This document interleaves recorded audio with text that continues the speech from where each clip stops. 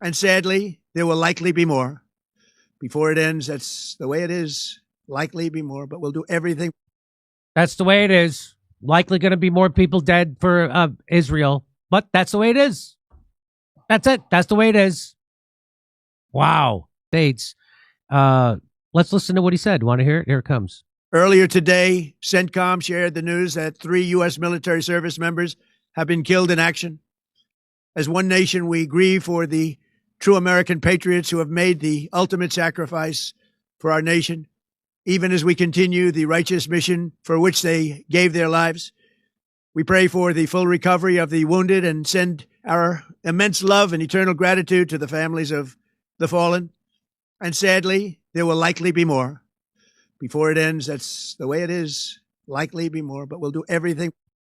That's the way it is. Likely going to be more people dead for Israel, but that's the way it is. That's it. That's the way it is. Wow. Hey, that's the way it is.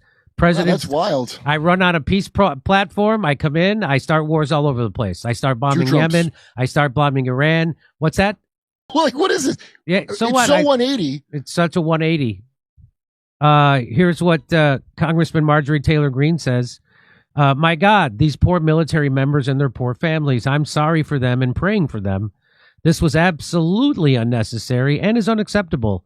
Trump, Vance, Tulsi, and all of us campaigned on no more foreign wars and regime change. Now, American soldiers are dead, and a lot more are going to be dead. And Trump says that's the way it is. That's how it is. That's how it goes. Now, sadly, Newsmax has turned a lot of kaboomer brains, the boomers, I call them the kaboomers because they never saw a war they didn't like. Right. And it's turned their brains into mush, and they might vote Republican again. I can't even make it up, man. It's exactly what he did. That's basically what Trump. Hey, but that's the way it goes, and that's a sacrifice I'm willing to make as your president. To a guy who got 4 deferments from the Vietnam War, but I'm willing to let other people die for a war for Israel. I know he didn't really call the service people chumps who died in the wars, but aren't you kinda? Here's the U.S. Chairman of Joint Chiefs of Staff, Dan Kane. Let's listen to what he says. As the Secretary said, this is not a single overnight operation. The military objectives that CENTCOM and the Joint Force have been tasked with will take some time to achieve, and in some cases will be difficult and gritty work. We expect to take additional losses, and as always, we will work to minimize. Hey, look, there's going to be some kids dead.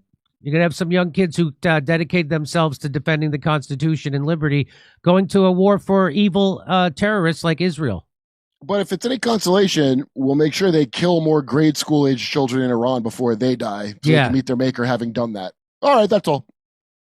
Live updates. U.S. death toll in Iran war rises to 6 as Trump says campaign could last 5 weeks. Oh, Israel will quit with 6 whole casualties. They'd quit a war. They can't use us to do it. They'd quit. Remember? They quit. I want you to die for Israel, says it would be my honor. Says DUI. They don't. He's not a DEI hire. They call him a DUI hire. That's what Max Blumenthal said. That was funny.